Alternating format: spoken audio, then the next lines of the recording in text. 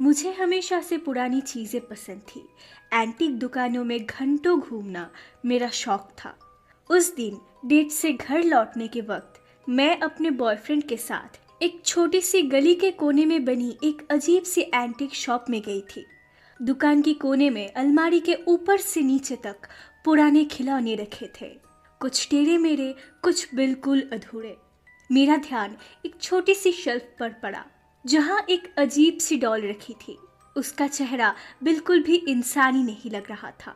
सुंदर लेकिन डरावना, आंखें लाल, दो बड़े कान, अजीब से लंबे दांत निकले हुए और एक मासूम सी स्माइल जो देखने में प्यारी लगती थी लेकिन अंदर कुछ अजीब सी बेचैनी भर देती थी।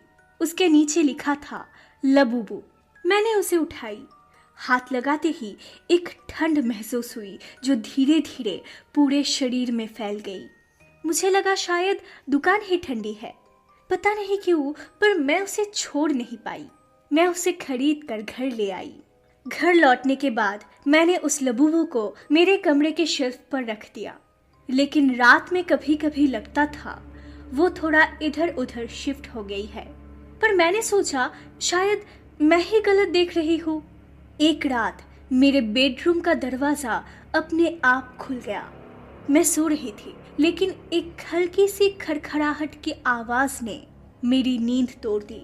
लबूबू मेरी टेबल पर नहीं थी। मैंने चारों तरफ देखा। वो मेरे बेड के बिल्कुल नीचे मेरे पैरों के पास बैठी थी। अगली सुबह मेरा बॉयफ्रेंड घर आया। उसने डॉल को देखा और बोला कि ये अजीब लग रही है। उसने मजाक में कहा कि इसे निकाल देते हैं, लेकिन उस दिन के बाद से उसका बिहेवियर बदलने लगा। वो एकदम चुप हो गया था और कभी कभी उसकी आंखें बिल्कुल वैसे चमकने लगती जैसे डॉल की। मुझे समझ नहीं आता था क्या हो रहा है।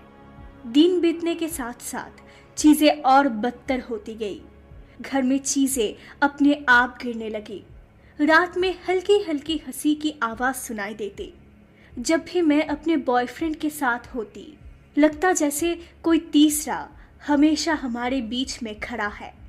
डर के मारे मैं एक पुराने तांत्रिक को बुलाया।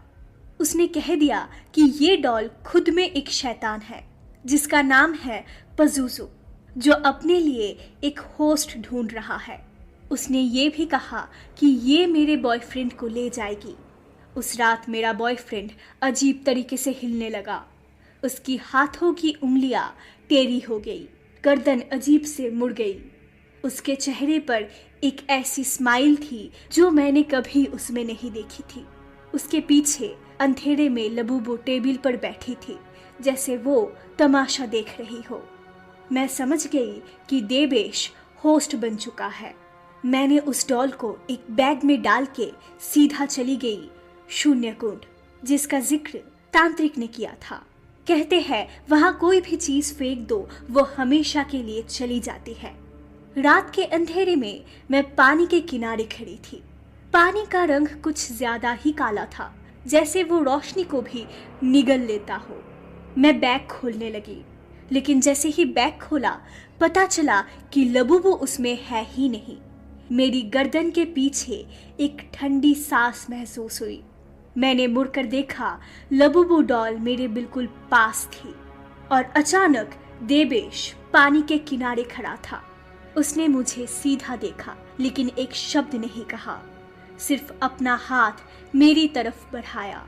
मैं उसके पास गई, उसका हाथ पकड़कर जोर जोर से खींचने लगी, लेकिन उसकी हंसी उसकी नहीं थी, वो लबूबू की थी।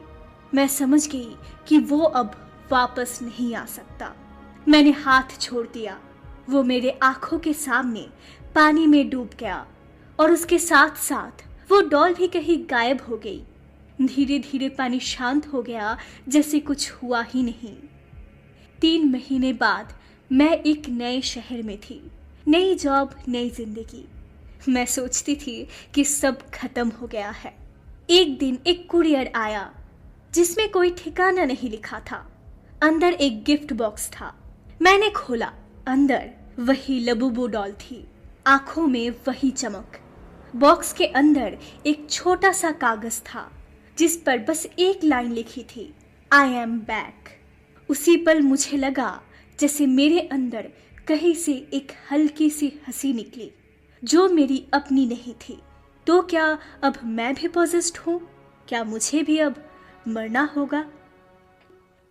ऐसे ही विदेशी और बंगाली हॉरर स्टोरीज हिंदी में सुनने के लिए हमारे इस कहानी को लाइक, कमेंट, शेयर और हमारे चैनल को सब्सक्राइब जरूर करें।